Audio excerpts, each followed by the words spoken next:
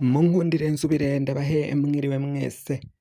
Amakuru agezweko ariko aravugwa ngaha mu gihugu cacu c'Uburundi ngo Ndayishimiye ariko yibereye mu ruyeri rwo kubiba no kuvyura ibisebe vy'amoko kugira ngo asamaze abarundi maze abandanye kwiba no kwica, kunyuruza no kwangaza abarundi.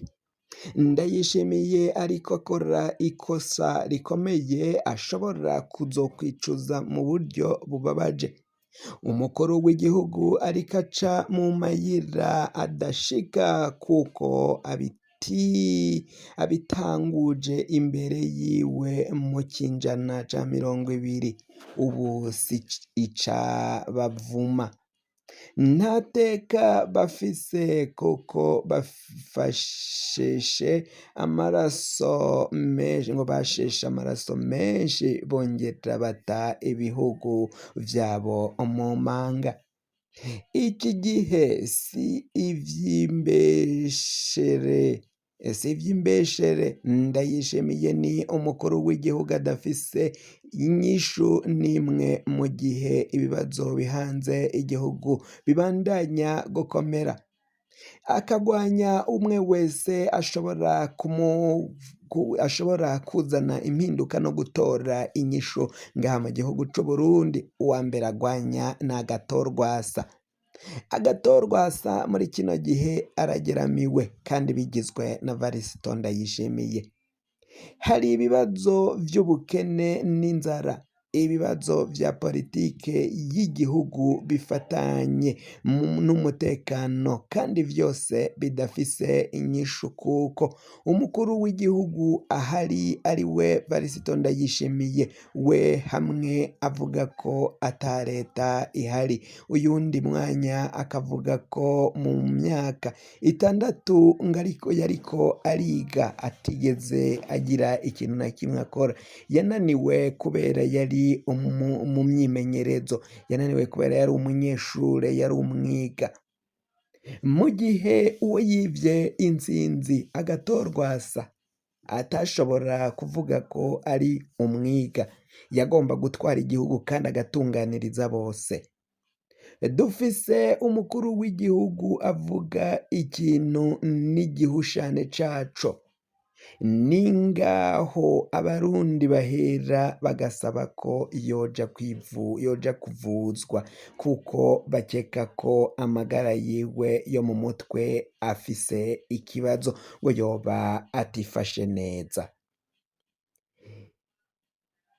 Nyakuntunga Varisito Ndayishimiye ahaboneye ko adafise inyishu zo gupfupfahaza, ariko aragerageza kumenera mu moko kugira ngo Abahutu n'Abatutsi barabane ayingwe, maze bibagire ibibazo bihanze Uburundi, ko ikibazo nyamukuru ari Varisito Ndayishimiye adashobora gutora inyishu z'ibibazo bihari, inyishu zirama ku ngorane n'amarushwa n'amagorwa Abarundi barimwo muri kino gihe, kandi biboneka ko bashizwemwo n'uyu mugambwe uri ku butegetsi ari wo wa CNDD-FDD. Ni muri iyo ntumbero yatangaje ko ibitoro n'ifumbire, amafaranga y'agaciro, ibiciro ku masoko n'ibindi Abarundi bovyikemurira ubwabo, ngo bazovyironderere, we ntashoboye kubibaronderera. Niho mu nyuma yahavuye agatangaza icese ko leta yazimiye. Mu yandi majambo, Ndayishimiye yatangaje ko Uburundi budafise ubutegetsi. Ubu butumwa Abarundi benshi babufata minenegwe, ariko burya yavuze ibintu vy'ingirakamaro cane. Yarideclare canke yaratanze imihoho muri rusange, arerekana ko Uburundi ata butegetsi bufise, ata mutegetsi abutwaye ahari, ata leta itwaye igihugu ihari, ngo leta nawe yarayibuze. Ingo abazoje hamwe bagiye guhiga iyo leta yari inyegeje. umukuru w'igihugu yanahavuye abona ko inzira asigaranye kuva muri ivyo bimaramare ari ukumenera mu Barundi batari bake bagifise ibisebe vy'amoko bitari vyokira. Niko kwiyegereza umugabo mpemuke ndamuke Tade Nzigamasabo, akamuha akazi ko kwigisha ububi bw'abatutsi n'ubwiza bw'abahutu kuri irya radiyo yamushingiye. Ndayishimiye aherutse gufasha nyine uyu Tade Nzigamasabo gushinga iradiyo izovyura ibikomere vy'amoko mu Burundi, mbere aca ayishinga hafi y'urubibe rw'igihugu c'u Rwanda.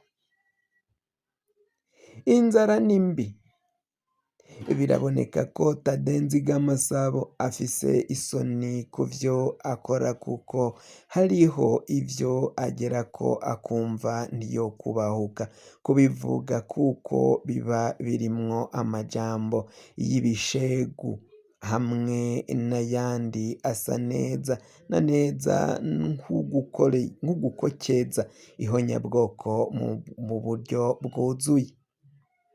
Haciye hiyumvigwa ukungene hoshingwa urubuga rwa Facebook, baca barwita Murundi Cakenge.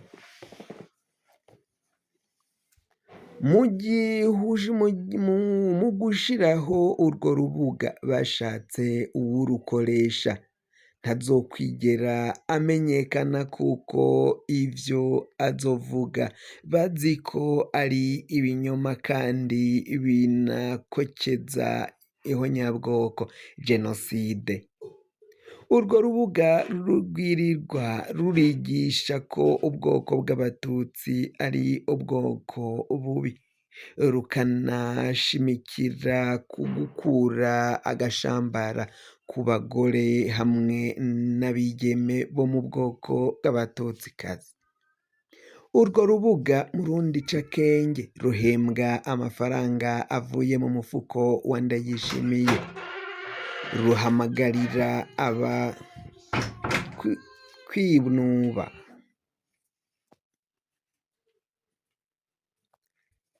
Ndayishimiye yarahimirije ibihangaye bihagije uwurukoresha urwo rubuga guhanura abahungu bo mu bwoko bw'abahutu guhagarika ingendo yo kubakana n'abigeme.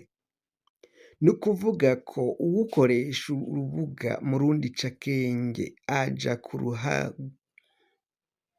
aja kurahura ubwenge kwa Tade Nzigamasabo, ariko ukwezi guheze agashahara kakava mu mufuko w'umukuru w'igihugu Ndayishimiye, akoze kuri ya makori abanyagihugu bahora batozwa.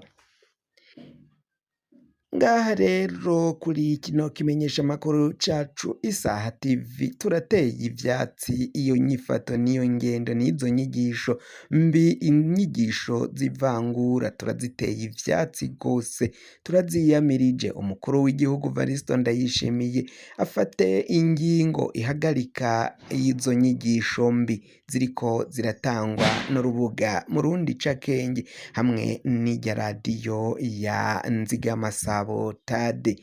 Barazi ko abiciye muri iyo nzira batashitse amahoro, abaciye muri iyo nzira nyine ntibashitse amahoro. Arazi ko Habyarimana babigerageje ko bataye u Rwanda mu manga. Hari intwazangabo y'ipeti rya General Major mu gisirikare ca Tshisekedi izwi ku mazina ya Sylvestre Ikenge iherutse gukoresha imvugo zikokeza ihonyabwoko ica irapfungwa. None ga kwa Varisito Ndayishimiye aba bagabo bahora bakokeza ihonyabwoko ni gute badahagarikwa canke ngo babazwe kuri aya mabi bariko barakora, aya mabi bariko baragenda bashikiriza? none niba Generali Ikenge wo muri Kongo yarakokeje imvugo z'urwanko zihimiriza ihonyabwoko, zihimiriza jenoside, yaraciye apfungwa, Tshisekedi akemera akamuboha akamupfunga, none ni gute Evaristo Ndayishimiye we akibitse Ntade Nzigamasabo ahubwo akamwugururira iyo radiyo yo kuza akokerezako? Urubuga Murundi Cakenge rugashirwako n'iperereza ry'Uburundi kandi abarukoresha bagahembwa amafaranga ava mu makori y'abanyagihugu.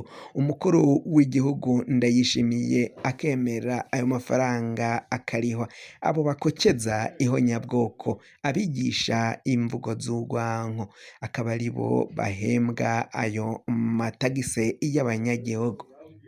Ivyo vyose ni ingorane zikomakomeye cane ibiriko biba ngaha mu gihugu c'Uburundi. Biboneka ko nyine nk'uko umukuru w'igihugu Evaristo Ndayishimiye yaciye abishikiriza, ata leta ihari, ata leta iri ngaha mu gihugu c'Uburundi, ko ubutegetsi bwose butakiriko, ubutegetsi bwinyegeje, igihugu c'Uburundi ata ndongozi gifise. Burya n'ubutumwa Evaristo Ndayishimiye yatanze, kandi vyaraboneka ko yivye ingoma, ariba ubutegetsi, yiba ikibanza c'umukuru w'igihugu atagomba kujamwo. Ico kibanza kitari iciwe yaciye yiba, n'ingorane zikomeye cane. None no gufata ingingo, umukuru w'igihugu nyine yivye ingoma, nawe ntavyo ariko arashobora, ntariko arafata ingingo kuri ivyo bibazo, kuri ayo marushwa, ingorane zihanze abenegihugu zose ngo azitorere inyishu, nk'uko dubikesha abanyagihugu batandukanye babandanya gusemerera basaba ko ivyo muri buno butegetsi bwa Evaristo Ndayishimiye vyohagarara, hakaza ko ikindi kiragano canke indi generasiyo y'abategetsi biyumvamo neza igihugu c'Uburundi kandi bagomba gutwarira bose, nk'uko Agathon abandanya kubishikiriza. Avuga ko uwuzotsinda yagomba gutsindira bose. Ayo ni amajambo Agathon yaciye ashikiriza mu mwaka w'2020 aho bari bagiye kwitaba amatora. Vyaraboneka ko Agathon aho yaba yagiye yaragenda akurikiwe n'abantu isinzi, abandi kandi bavuga ko naho yagenda akurikiwe n'abantu isinzi, abandi baba basigaye mu mihana, kandi abo mu mihana bamukunda banamwemera nibo benshi ngo banga kubishira ahabona, kuko bivanye n'umutekano wabo imbonerakure zorara zibamesuye, zorara zibameshe, zorara zibica, nk'uko amakuru dufise agenda bivuga. Bagahitamwo kunuma bakazoja baranyegeza ivyabo ko badamushigikiye nyene. Muri kino gihe rero ni ingorane zikomeye cane ibiriko bigenda bishikira kino gihugu. Ndayishimiye n'akagwi kiwe bikaboneka ko igihugu babandanya kugita mu manga, babandanya kuja kugihamba, nk'uko amakuru dufise abandanya kugenda abituzanira canke abitwiganira. Ngayo nguko rero ivya Evaristo Ndayishimiye n'akagwi kiwe batariko baratunganiriza abanyagihugu canke ngo bakorere ku neza y'igihugu. Amakuru yacu tugiye kuba turayahagarikiye ngaha. Wafyonda subscribe niba ukoresha ururimi rw'icongereza, canke ukaba ukoresha ururimi rw'igifaransa urafyonda sabone, hama uraca uja ngaho iburyo urafyonda no kwa kantu kameze nk'agakengeri. Amakuru, ibiganiro dutoza umwanya ku mwanya bizoja biragushikira aho uzoba uherereye hose kw'isi. Mwahejeje gufyonda subscribe, kandi tukaba tubakengurukira cane, muri abo kubahwa. Amakuru yacu nakagaruka, nagahwane ndabikebanuye musigare amahoro naho ubutaha. Umukama abandanye kubazigama, arinde abarundi n'abarundikazi, mugire aho muba mwubahwe.